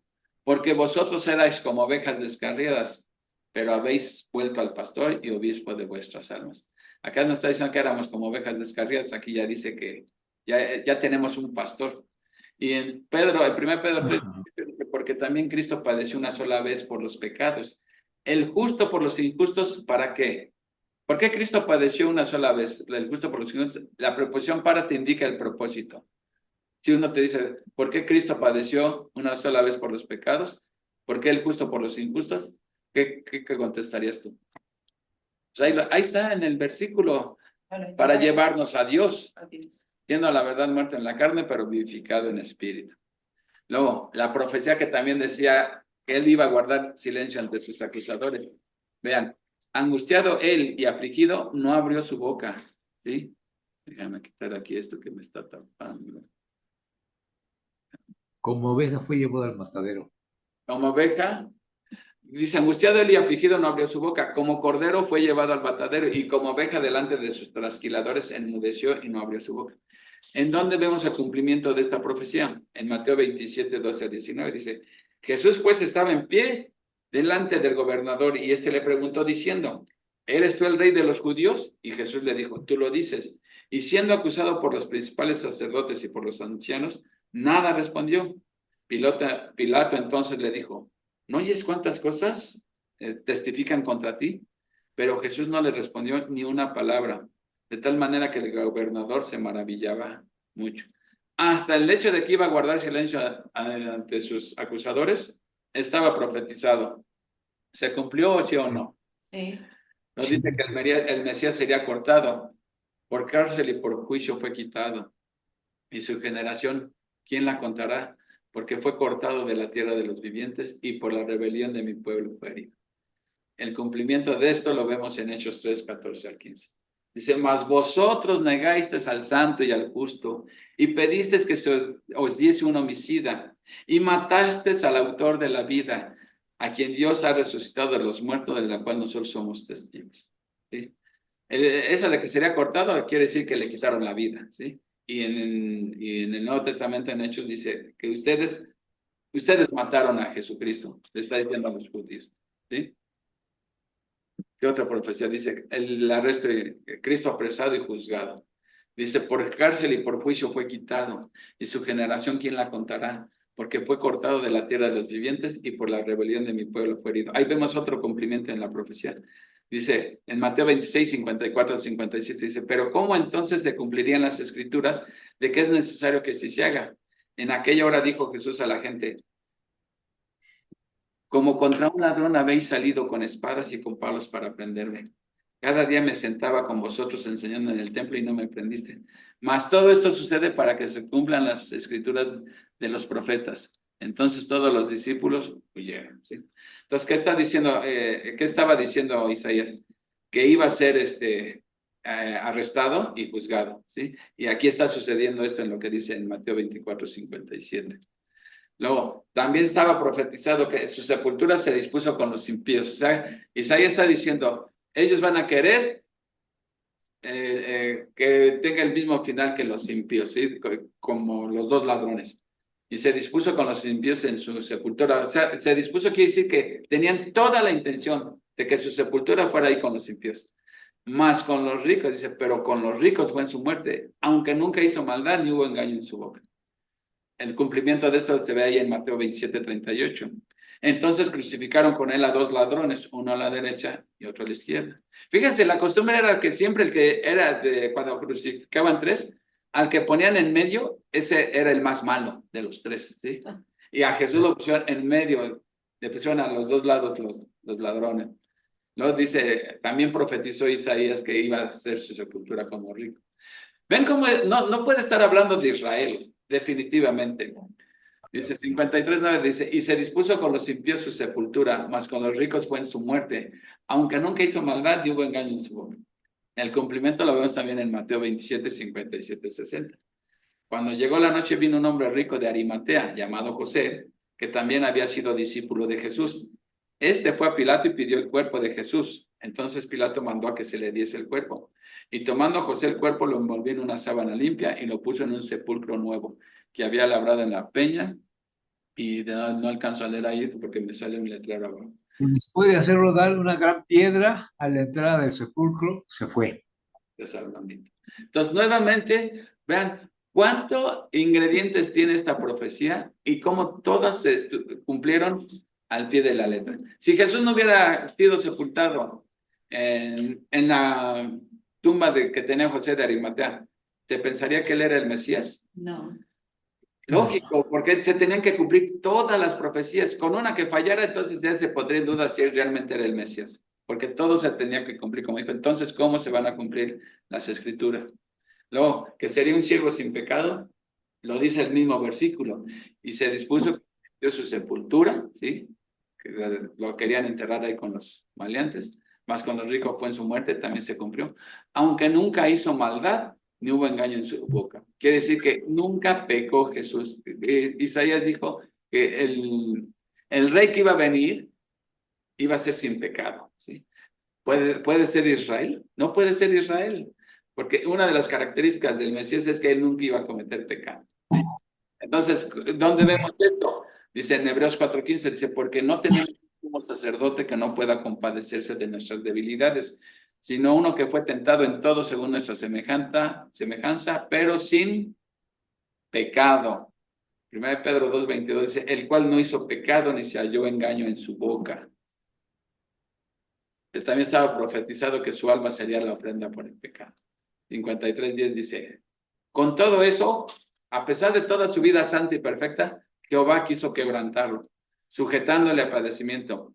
Cuando haya puesto el Padre su vida en expiación por el pecado, ahí está hablando que fue la expiación por el pecado. Verá el linaje, está hablando de su resurrección y el triunfo final de Jehová, que la voluntad de Jehová será en su mano prosperar. ¿Dónde vemos esto en el Nuevo Testamento? Al que no conoció pecado por nosotros, lo hizo pecado. Pero ya expliqué que no es que él se haya vuelto pecador, sino que fue la ofrenda que se presentó por el pecado, ¿sí? ¿Para qué? Para que nosotros fuésemos hechos justicia en él.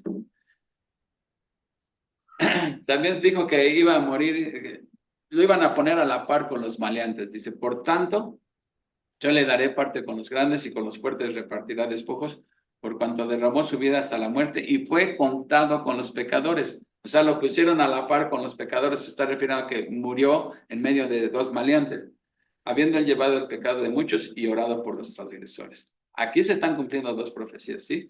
Porque sí lo pusieron entre dos maleantes, ¿sí? Y dice en el cumplimiento, entonces crucificaron con él a dos ladrones, uno a la derecha y otro a la izquierda.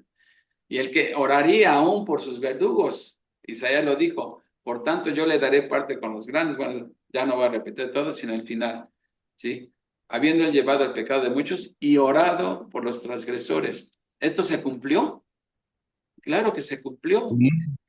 Aquí en Lucas 23:34 dice, y Jesús decía, Padre, perdónalos porque no saben lo que hacen. Y repartieron entre sí sus vestidos, que también eso estaba profetizado. Y seguramente hay más cosas que se me pasaron comentar, pero miren, ahí hay un cuadro donde está la comparación de todo esto. Pero bueno, ya las expliqué. Entonces, ahora sí, comentarios, cosas que quieran agregar, que a mí se me hayan pasado, adelante. Escúcholes.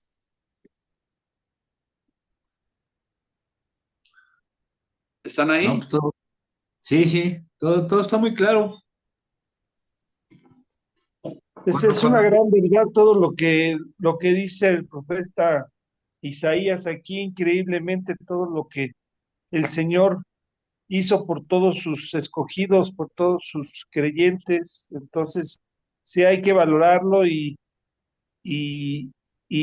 tratar de hacer lo mejor en nuestra vida, hablar de Él, ayudar a las personas, tratar de no cometer muchos errores, ¿no? Pues sí, a nosotros como cristianos nos debe motivar la santidad. Y los que no son creyentes, pues yo creo que esta profecía, explicarles esta profecía bien explicada y el por qué tuvo que ser así, también puede traer a algún inconverso, lo puede traer a la fe.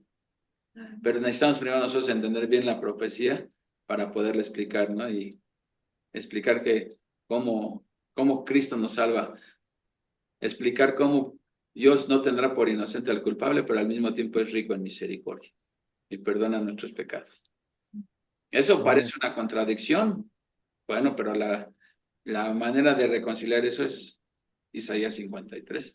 ¿Cómo le hace Dios para no comprometer su justicia y al mismo tiempo justificar al mismo tiempo, tomando el castigo que nosotros merecíamos?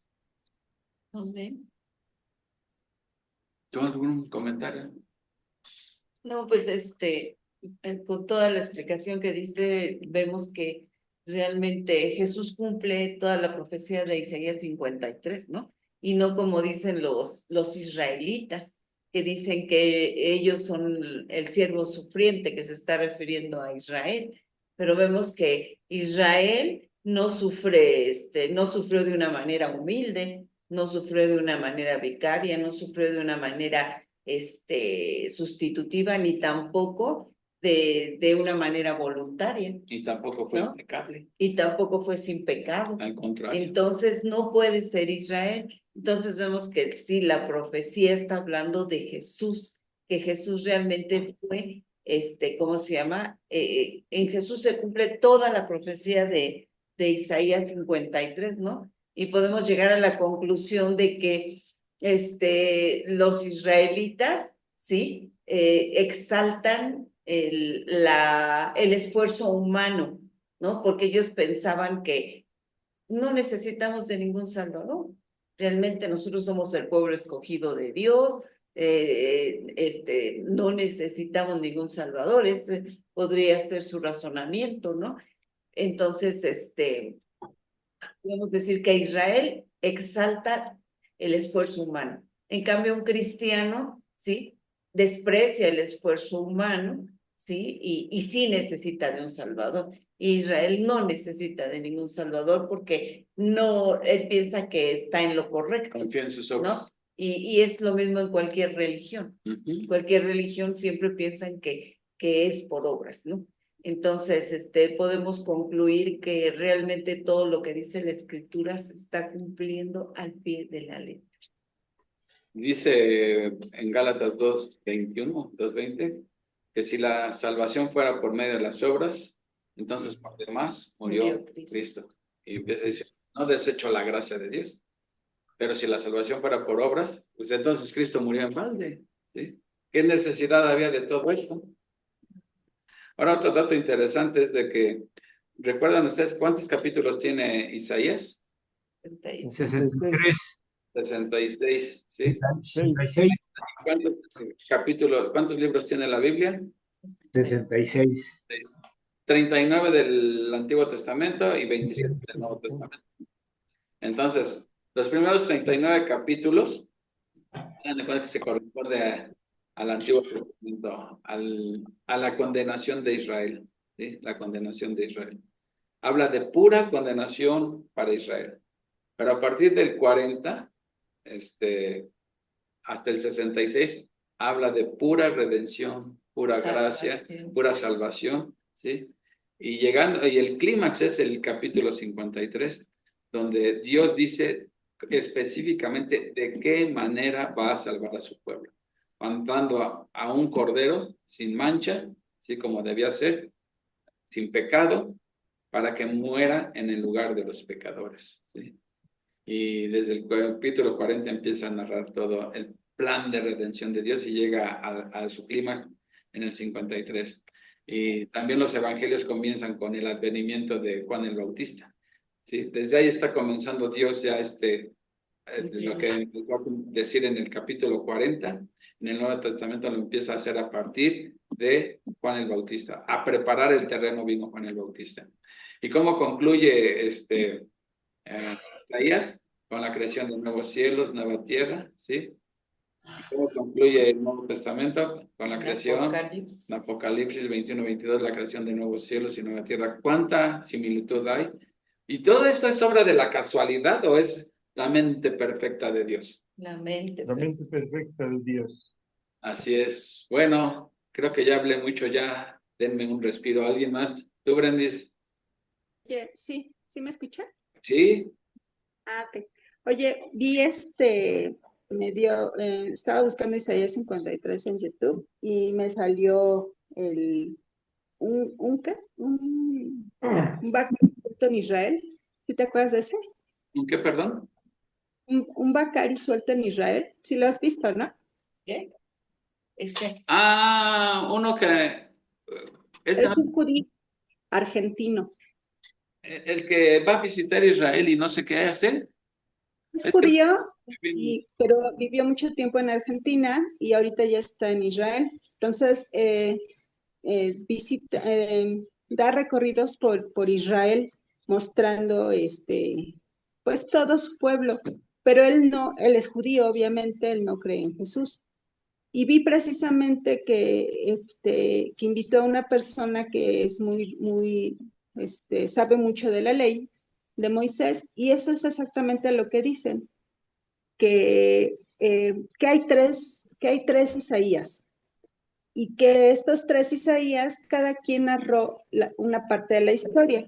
Entonces, que cuando llega precisamente a Isaías 53, no es el mismo Isaías que lo hizo desde el principio, ¿no? Desde que lo llevaron cautivos y todo eso.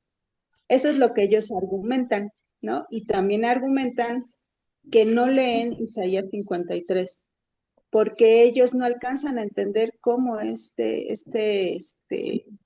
siervo sufriente sea Jesús, que ellos son los siervos, eh, que son los siervos, él es el siervo de Jehová.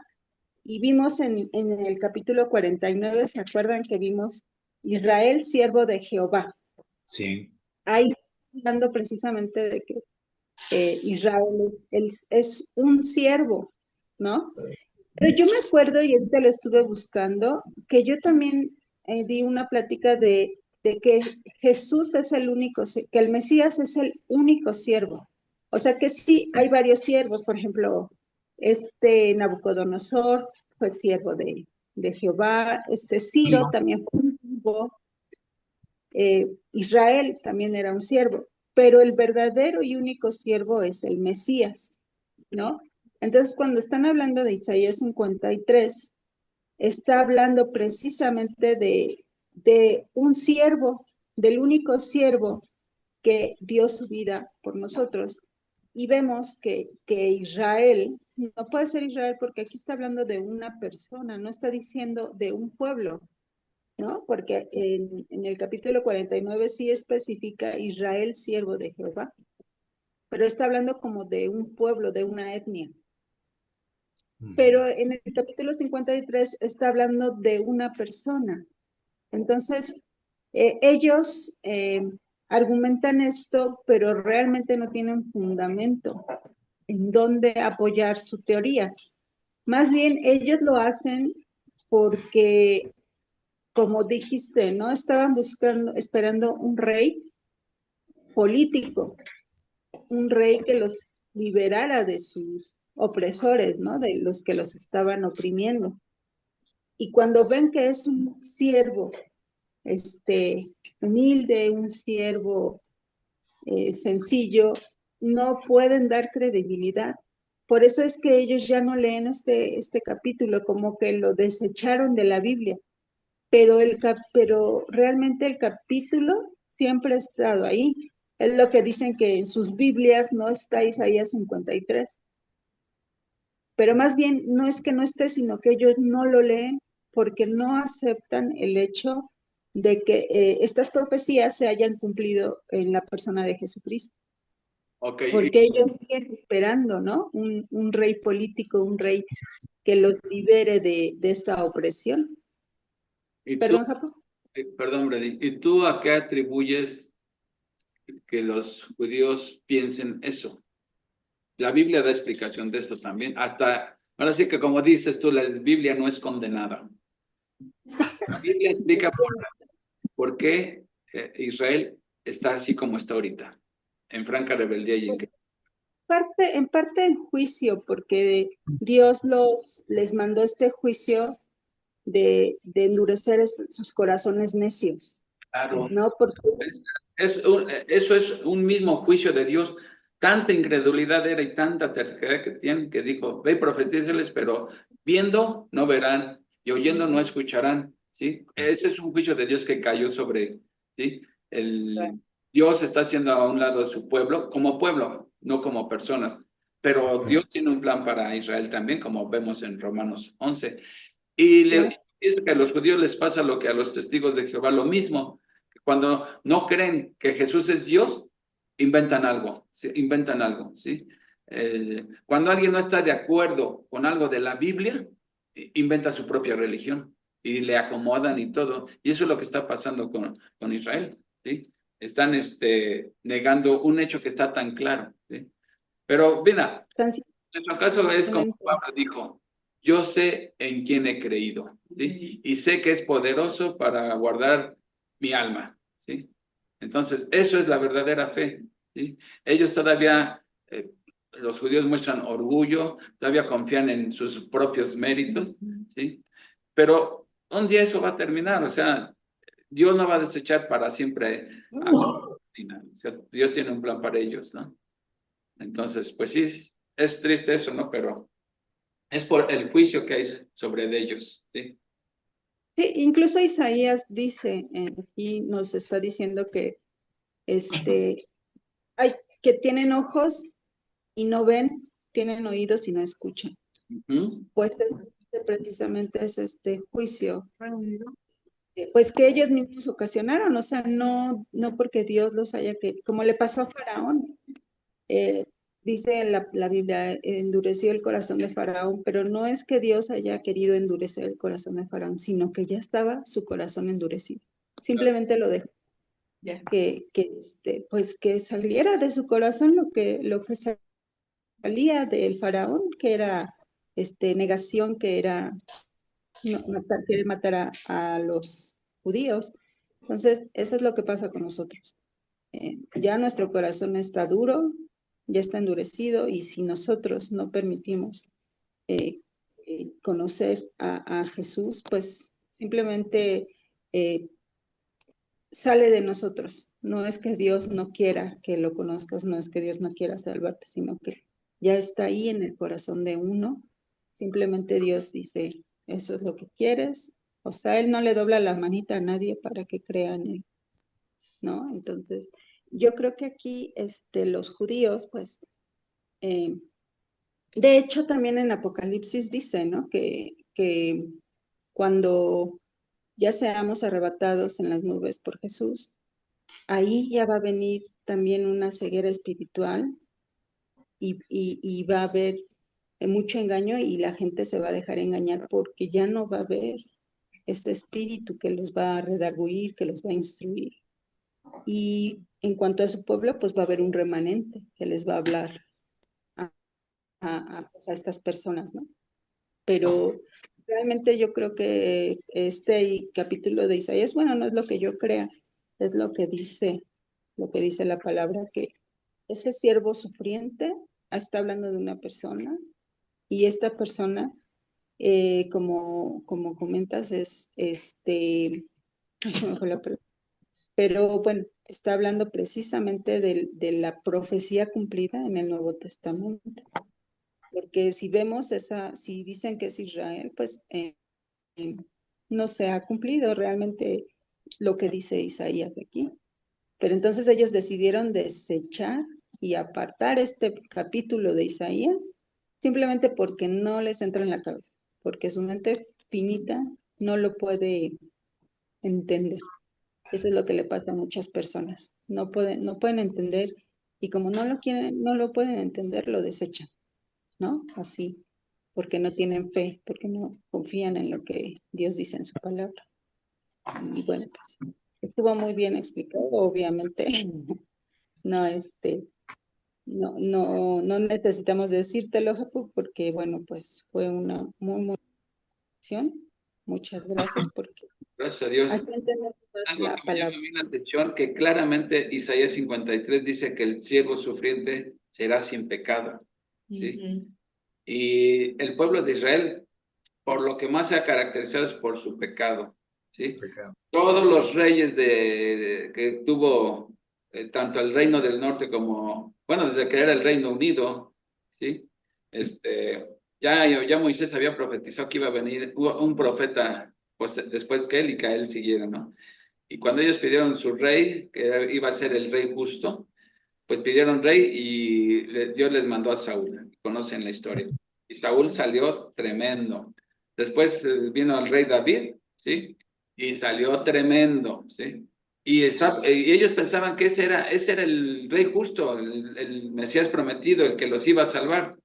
Pero eran pecadores todos. Luego vino Salomón también. Y aunque fue cuando más creció el reino y todo, Salomón era tremendo también, mucho pecado también. Y luego se divide el reino y los reyes del norte, todos malísimos, idólatras, ¿sí? Los reyes del sur también, uno que otro se salvaba. Pero todos, entonces, ¿cómo podemos pensar que el siervo sufriente es Israel si se ha caracterizado siempre por pecado y más pecado y más pecado, ¿sí? Pero cuando Dios endurece, ese es el problema cuando Dios le endurece el corazón a alguien. ¿Crees? Cualquier cosa. Si no crees, empiezas a cuestionar la Biblia y cuando no crees la Biblia terminas creyendo cualquier cosa, ¿sí? Cualquier cosa. Entonces, creo que ese es el problema con Israel hoy en día y es el problema con todos los incrédulos gentiles que hay hoy en día, ¿sí? Que no creen lo que dice la Biblia, ¿sí? Como que yo soy pecador. Ah, bueno, sí soy pecador, pero también hago cosas buenas, ¿no? Entonces, ¿para qué me porto bien y todo? Y tienen una teología tan distorsionada, ¿por qué? Porque no creen lo que dice la Biblia y terminan creyendo cualquier barrabasada que les compartan o que escuchen por ahí, ¿no? Oye, yo nada más, por último, les comparto que una amiga bueno, pues dice que es cristiana. Ahora que platiqué con ella, pues, pues yo no soy quien para juzgar, pero bueno, nada más como para comentarles. Ella dice que cuando lee la Biblia le causa mucho conflicto, que muchas veces no lo entiende y se desespera, ¿no? Pero es que ella lee mucho, ha leído muchos libros. Me comentó del libro del Caballo de Troya, que dice Ah, que está habla sobre Jesús, que habla leído. sobre Jesús. Pues sí, pero la Biblia habla sobre Jesús. O sea, ahí en la Biblia te explicas, sí, exactamente. Y viene inspirada por Dios la Biblia. Eh, ¿Por qué no lees la Biblia y conoces la vida de Jesús? Incluso la invité hoy porque estuvimos hablando largo y tendido de eso y le dije, te invito hoy al estudio porque va a hablar sobre la vida de Jesús. Entonces ella dice que en Caballo de Troya habla sobre la humanidad de Jesús. Yo nunca he leído ese libro, pero yo leo lo que yo leo en la Biblia, pues yo lo creo más que lo que otros libros puedan hablar de Jesús, porque pueden hablar de él, pero no como esta Trinidad, ¿no? Como, como esta Trinidad que Dios nos marca desde el Génesis, que siempre ha estado ahí Jesús, el Espíritu Santo y el Padre, ¿no? Entonces, ¿El libro ese que dices? el caballo de Caballo de Troya. Troya. ¿Qué hablan todos? Son, son 9 libros. Yo pasé de hasta Por el favor, octavo. todos, por favor, y dejen que Brenda diga el título del libro porque hablan cuando va a hablar y quiero ver a qué libro se refiere. Sí, el caballo de Troya, yo nunca lo he leído, pero dice que son como 9, 11 libros y hablan sobre el sufrimiento, sobre la humanidad de Jesús. Yo le decía a ella que por qué ella no lee la Biblia y conoce de Jesús en la Biblia, por qué se tiene que ir a lo que un humano está narrando. Y luego, no sé, lo que le entendí es que esta persona que lo narra se traslada a la época de Jesús y Sí, conoce todo esto. Entonces, le digo, pues yo creo que es más verídico lo que dice la palabra de Dios. Lee lo que dice la Biblia y después puedes leer cualquier libro. Y ahí tú vas a comparar y vas a decir si dicen la verdad o no dicen la verdad. Y tú te vas a basar en la palabra inspirada por Dios y no por alguien que dice que viajó a la época de Jesús y vio todo esto, ¿sí me entiendes?